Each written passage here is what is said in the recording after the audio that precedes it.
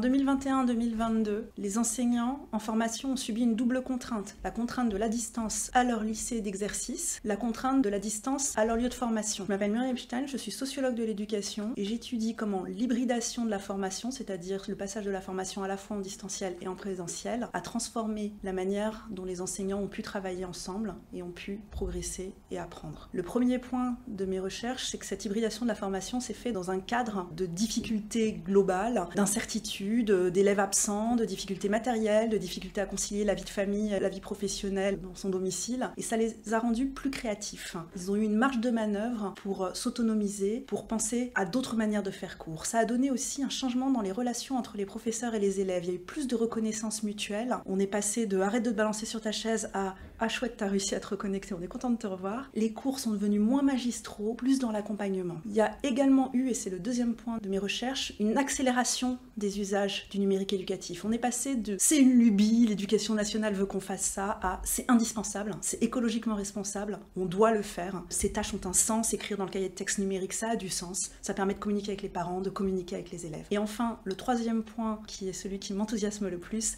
c'est que les enseignants ont misé sur le collectif. Ils ont structuré leurs échanges, ils ont structuré des groupes WhatsApp, aussi bien pour l'entraide psychologique que pour échanger des cours. Et cette mutualisation, avec cette montée en compétences dans les usages, leur a permis de considérer aujourd'hui que prof est un métier collectif. Et je laisse la conclusion à une stagiaire qui m'a dit « Mais enfin madame, prof, on n'est pas tout seul devant son écran, c'est un métier collectif ».